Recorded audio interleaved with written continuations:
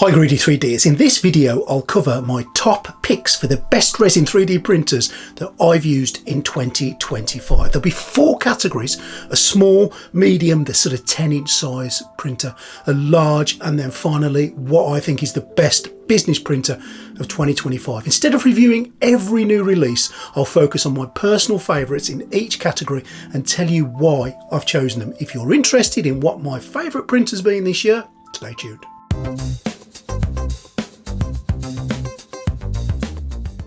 For hobbyists and miniature modelers who want the sharpest detail, the fastest small format resin prints and modern convenience features without paying those top pro tier prices, my pick is the Mars 5 Ultra. It's my standout small desktop printer of the year. The Mars 5 Ultra uses a 7-inch 9K monochrome LCD screen that gives an 18 pixel XY size and a build volume of around about 153 x 77 x 165 millimeters. Of course, that's small compared with larger desktop machines, but perfectly matched to keep those miniature fans, tabletop gamers, or perhaps the beginners dipping their toe into the resin 3D printer market. Safety tip here, please do not dip any part of your toe or the rest of your body into the resin. Thank you. For a small machine, it's got big features such as automatic levelling and innovative tilt-release build plates to reduce those peeling forces, helping it speed along at 150 millimeters an hour. A built-in camera that also offers AI print monitoring, a built-in RAAYGSCQLM function. To you and me, that's a resin exposure rangefinder test, which dials in your favourite resin. It's got Wi-Fi via an external dongle and a very responsive capacitive touchscreen user interface.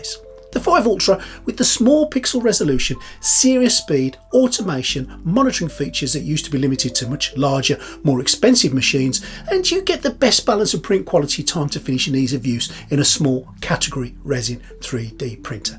Negatives for me, well, the build plate, its design can trap resin at the top, making it difficult to clean, but realistically, due to its size, it's bearable. But the big negative for me, especially in these colder climates, or like me printing in a man cave in the back garden, there is no built-in heater. Now, I've added Elegoo's mini heater, which is a 120 watt fan heater that attaches neatly to the inside of the case, but that's an added expense and an added power supply. And this kind of heating, although better than nothing, isn't as good as the under vat heating option that other printers have. Because it's external, it doesn't directly link with the printer's software interface, but does offer a bonus as there's some air filtration benefits too. If you primarily print miniatures or small parts or are working on a budget, this is one of the best small format printers I've personally used in 2025 and definitely my pick of them. My next choice for the 10-inch printer may be controversial, but we'll come to that. For me, the best sized mid-size printer or 10-inch 3D printer of 2025 is without doubt the RAAYGSCQLM Ultracraft Reflex RS and the RS Turbo.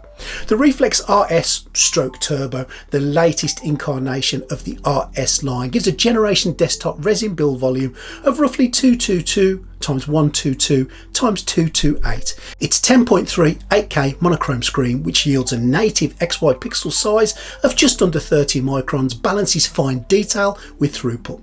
RAAYGSCQLM fits a C5 grade Z-axis module, a floating screen, auto levelling, automatic resin refill system which uses a gravity fed system so there's no moving parts to let you down, debris detection to protect your release film, and in the Turbo, the improved life of the amber screen which boasts reduced contrast, improved light projection, and it can be found. If you've got the original RS though, when it comes to changing the screen, just stick one of the new Turbo screens in, the amber screen, and you are done. So no need to rush out and buy the Turbo if you can find the RS at a good price.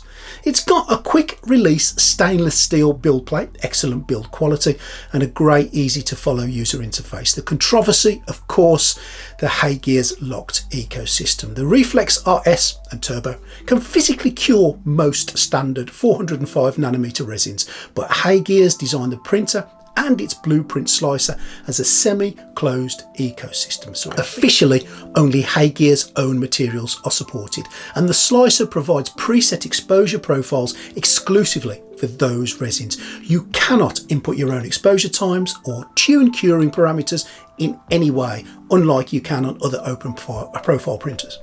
That means third-party resins will run, they will work using exposure values intended for the Hay-Gears materials, which may possibly lead to maybe overcuring, undercuring, partial detachment, or in some cases a dimensional rift. In real world use, however, and you've got to bear in mind I've been using this thing for a year plus now, I've successfully printed numerous third-party resins with zero issues. Sundu Basic, Elegoo ABS, Inslogic, do you know what, the list goes on. So make sure to check my library of videos to see them in action. Success, of course, depends on how closely the external resin's cure behaviour matches the Hay-Gears resin profile that you choose. I've on the whole had flawless prints with just a little bit of experimentation of which profile works best, but it's always a bit of a gamble. The practical takeaway, however, is that you can use third-party resins, but the printer isn't designed to make it easy, and you lose the plug-and-play consistency, the reliability promise that the Reflex and the Turbo are known for. Using non-Hay-Gears materials is best for experienced users willing to experiment, clean their vat more frequently, and accept the occasional failures. For production grade reliability and dimensional precision, of course, Hay-Gears' own resins are the predictable choice and excellent resins, especially for beginners. But for that privilege, expect to pay more for them. Secondly, the slicer, the blueprint slicer, is mandatory. These printers don't technically support the third-party slicers like Lychee or Chitubox, although you can in theory slice in these other slicers, export the finished file into your desktop maybe, and then transfer them into the blueprint slicer and then slice them into your RS and your Turbo, and that works absolutely fine. But you don't really need to, in my opinion, as Blueprint is a competent slicer. Its interface is intuitive, the supports as well, in my opinion, are second to none, and it offers features such as repairing your files, removing pre-supports if you need that, and an automated one-click does-it-all process, which does work, but with caveats. The basic machine does not have a heated vat as standard, but one can easily be fitted retrospectively, which adds an extra expense and an extra power supply, but if you print in cold climates, you're going to need it. There's also the pulse release module as an added extra, which uses a cycle of positive and negative air pressure to periodically inflate and deflate the release film beneath the resin vat. This reduces allegedly peeling forces by about 50% per layer, enabling faster print speeds, fewer supports, and improved service quality. It's especially useful for complex or flexible resins. It does work really well. It's not cheap, it doesn't come as included, and it certainly is not essential. There's no camera either, which is a bit of a shame, but the reason I've chose the Hay-Gears RS and the Turbo, simply put, is that they are easy to use despite the community grumblings. They work with third-party resins too, and they are so reliable. Plus the final prints, they just come out absolutely amazing. I've seen it time and time again. The best quality prints I've genuinely ever seen, and the supports are a dream to remove. A little bit of a hairdryer on them or hot water and they just literally fall away. If you've used one, you know exactly what I mean, and if you haven't, you really don't know what you are missing. Of course, that's just my opinion. At the moment as well, depending on when you watch this video, in the Black Friday sales, Hay-Gears have got some amazing bargains, and if you use my link and my code, which is all in the description, I can save you an extra few quid. Large format printer for me this year has got to be the GK3 Ultra. It stands out as one of the best large resin printers of 2025. That's because it combines a genuinely oversized build volume, almost comedic build volume, with extremely high resolution and practical automation features that make large format resin printing more realistic and reliable. Its build area is 300 times 160 times 300. That's huge, and it gives you the space to print large display pieces, maybe helmets, props, or mass batches of smaller parts in a single run. What makes this volume even more impressive is the use of a 13.5 inch 16K monochrome LCD, which delivers roughly 20 times 26 microns on the X-White resolution.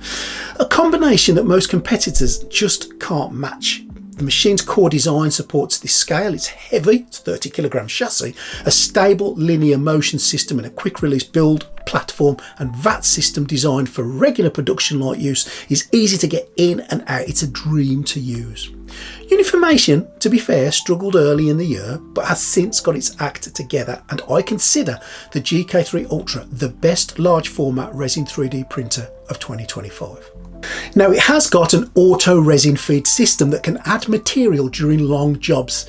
You select this by putting your bottle at the top and it's all automated from there. Now this actively tracks resin weight too. It greatly reduces any risk of print failing because you've ran out of resin. The built-in resin heating system has always been amazing on all the GKs and maintains a consistent temperature so that resin viscosity stays stable, which is critical for large cross-section printing and long exposure runs. Uniform Mason's spill minimising vat design, Wi-Fi connectivity, internal carbon filtration, a clean touch interface all support smooth user experience. Exposure speeds are reasonably fast, about 2 to 3 seconds per layer. So on a 0.05mm, that's going to speed things up quite a lot. Even large prints complete faster. The strengths of the GK3 Ultra revolve around the unusual marriage of size, detail and automation. It's well suited for prop makers who don't want to join, fill, sand all the time, and let's face it, that can be a nightmare. Or maybe anyone who needs large detailed parts without stepping into an industrial hardware area. But it does come with some trade-offs. Its size and its weight mean you need a dedicated space for it, and with big builds come big requirements for cleaning and curing, so make sure whatever wash station option you're using or UV cure station you're using, it's large enough for that huge print.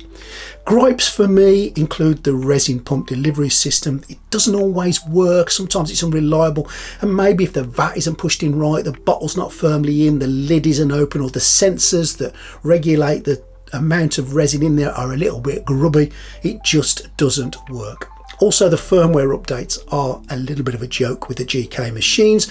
They require a USB stick manual operation, even though the printer is Wi-Fi capable via an included dongle. This function to update wirelessly is also seen in the UI, but it just doesn't work. The GK3 Ultra earns its place as my best large format resin printer because it delivers something that most machines just don't.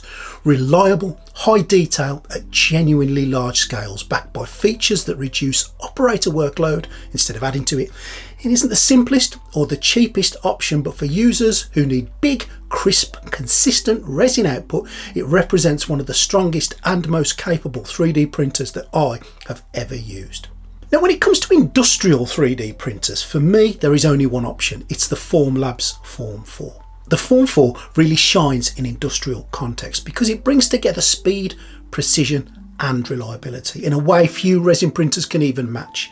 Its low force display, its LFD print engine, uses a powerful LED backlight, collimating lenses and optical filters to cure resin really quickly without imparting strong mechanical stress on the part. Now that helps with delicate geometries and repeatable quality, and according to official specs its build volume is 200 x 125 x 210 millimeters, giving a decent industrial scale workspace while still being compact enough to fit into the lab or workshop. On the resolution front, the Form 4 has a 50 micron XY pixel size, but with carefully tuned anti-aliasing to smooth out the features, this means parts come out really clean with tight tolerances and fine detail. What really stands out is the raw print speed of this thing. The Form 4 can do 100 millimeters an hour in the Z direction. That means many prints that used to take all night, they finish in well under a couple of hours, essential for business where time is of course money. The ecosystem around the Form 4 is industrial grade. You get a highly validated materials library. Formlabs supports over 20 resins, including heat resistant, super strong, casting options. There's a shed load of options there. Excellent post-processing options too, with the Form Wash and Form Cure stations. There's a rugged resin tank that's rated for tens of thousands of layers. There's also a smart resin handling system and cartridge-based resin feed, and it's designed to minimise waste, speed up material swaps, while internal heating keeps the resin at optimal viscosity, and also the sweeping arm keeps it well mixed. For consistent curing, force sensing on the Z-axis, it all helps adjust peel force dynamically. This reduces stress on those delicate parts and improves your overall success rate. From a usability standpoint, Formlabs has made the Form 4 surprisingly approachable. They claim that anyone can pick it up and start printing in about 15 minutes thanks to its intuitive workflow, design and automatic resin handling, but it's not without trade-offs. That 50 micron XY resolution, while very good, is not the absolute finest on the market. So if you need super small feature resolution, there may be more specialized machines on the market. The cost of Formlabs printers as well, the wash stations and the cure stations, their resins and their proprietary system is very high, making recurring material costs quite significant. Again, it's business related, it has business prices. Like RAAYGSCQLM, the ecosystem is locked in, so again you're somewhat dependent on Formlabs materials and cartridges. As a hobbyist, their materials ecosystem is just way too expensive, and you technically need a new resin tank and a new sweeping arm for each new material that you use. But again, from a business standpoint, this makes perfect sense, as it means quick and easy resin type swaps, saving you time and money. I've got to say, its wash station is just bloody awesome, but really expensive. It is my go-to wash station. The cure station is functional, yet again, it's so expensive, and I don't really rate the curing station. But that's business for you, I guess. In pure practical terms, the Form 4 is arguably the best industrial 3D printer of 2025 because it offers a rare mix of very fast print speeds, proven repeatability and a broad and mature materials library, second to none customer services too, and a workflow that supports real continuous production. It is not the cheapest or simplest resin printer by far. It's definitely not for the hobbyist, but for companies that need dependable quality, fast iteration, serious throughput and fast training of its employees, it is my business choice without doubt of 2025. So there are my 4 favourite printers, but you may have other thoughts. If you agree, tell me in the comments. If you disagree, tell me why in the comments and tell me what you would have chosen. As always, if you want to buy any of these 3D printers, affiliate links can be found in the description, which means if you buy through these links, a little will come back to the channel at no extra cost to you. Plus, I do have some discount codes which can also be found down in the description, which could save you a few quid, especially on the RAAYGSCQLM machines. Now, if you have enjoyed the video today and you've enjoyed what you've seen, please show that by subscribing to the channel. It's quick, it's free, it's simple, and I'll hang on a minute while you do that. Also think about joining the Greedy 3D Patreon. That can be free to a couple of quid a month if you want to support the channel in that way. Let me know in the comments what you think. Do you agree? Do you disagree? Tell me your favourite printers of the year. I really would be interested to hear. Thank you to my existing Patreons. You guys are marvellous. Thank you for watching. I hope you've enjoyed this video, and I will see you again really soon in the rest of 2025. There are perhaps a couple of printers coming, which I can't really talk about too much at the moment, but I don't think they're going to land in 2025. So I think we've covered the 2025 batch. If anything does land though, I'll be surely doing a review. And make sure you check out each of these printers. I have done a full review on all of them, and I'll put links down below for you. Thank you for watching. See you next time.